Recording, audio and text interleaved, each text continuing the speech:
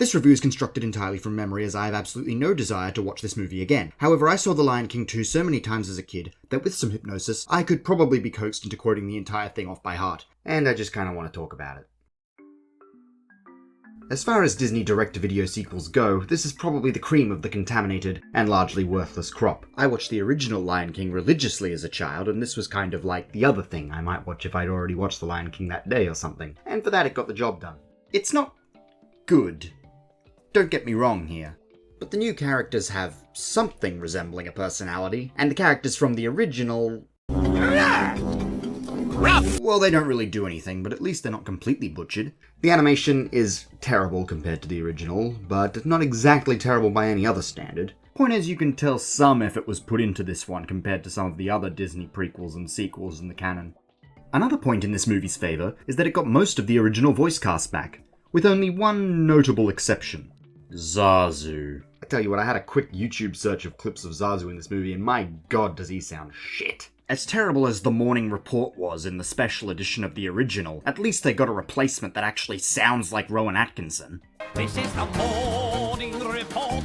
Checking in with the Morning Report. Like, you can believe that that's the same person. Here, it sounds nothing like him. I mean, listen to this. Nothing there but a bunch of backstabbing, murderous outsiders. What the fuck is that? Come to think of it, how is Zazu even alive at this point in the story? I mean, he looks exactly the same as he did at the start of the first movie. So in that time, Simba grows from an infant to a child, Mufasa dies, Simba grows from a child to an adult, then has his own child who also grew from infancy through to adulthood by the conclusion of this movie. That means that essentially Zazu hasn't visibly aged or, died through 2 generations of lions. Surely hornbills don't live that... Oh shit, they do. Huh. Actually, that checks out. Well, still, make his feathers grey or something. What are you doing? Come to think of it, the lions are basically the only creatures that visibly age in these movies. Timon and Pumbaa still look the same, Hakuna Matating their way through life. God, imagine if one of them had died in this movie. That'd be nuts, that'd be some Rian Johnson shit there. Would completely change the tone. Imagine Simba, mourning an elderly Pumbaa as he passes gently away into his sleep. Come to think of it, I'm pretty sure the villain is the only character that dies in this movie.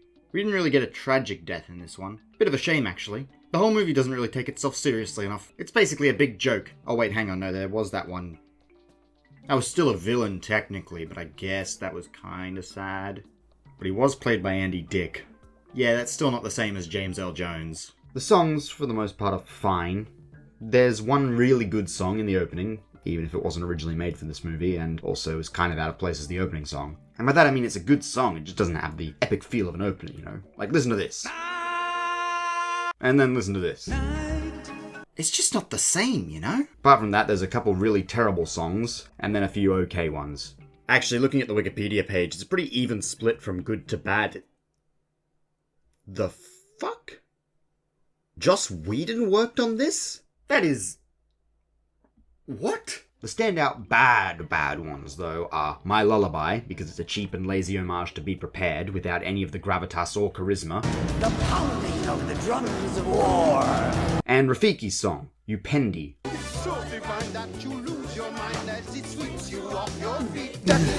Because it's fucking shit. Rafiki! He's even worse than Zazu. He's been an elderly baboon the entire duration of both movies. How has he not carked it yet? He must be like the Yoda of lions or something. He just lives for centuries training every subsequent generation of lion monarchs, teaching them to confront their pasts or find love with their cousin. Yeah, I know they say that Kovu's not actually Scar's son, but come on. Who else would it be? Not to mention, Kovu's name is literally Scar. I didn't make that up. Kovu translates to Scar. Okay, no, I gotta look the Joss Whedon thing up. This is bugging me too much. Okay, so according to the Disney Wiki fan page, which might not be the most accurate source of information, Joss Whedon wrote the lyrics to My Lullaby. Okay, so one of the terrible songs. Oh wow, I just noticed on the Wikipedia that Sydney from Scream voices Simba's daughter. Huh. She doesn't actually do a bad job. Hell, neither does the guy that voices Scar 2. One thing that's been said before about this movie is that while the first Lion King is kind of like Hamlet with lions, this is like Romeo and Juliet with lions. And yeah, I get that. Love will find a way. It's actually a little on the nose if we think about it. The movie's called Simba's Pride, and Simba doesn't really do anything. So Kiara and Kovu basically have to carry the whole movie. Actually, I remember now. The tape I had of this movie was literally labelled Lion King 2, Kiara and Kovu. We'd recorded it off the TV and labelled it that way. That's actually a more accurate title. That's what the movie's about. It's not about Simba. I guess they do kind of get the double entendre of it being about Simba's pride because they're lions and they live in a pride, but also about Simba's pride because he's too proud to accept Kovu. Huh. Hey, maybe this has more nuance than I thought. Come to think of it, there's a case to be made for this movie having some undertones about mixed-race relationships.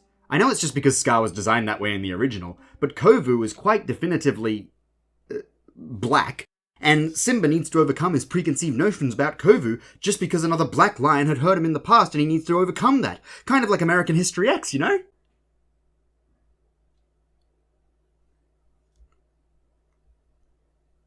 I don't even know where I'm going with this anymore.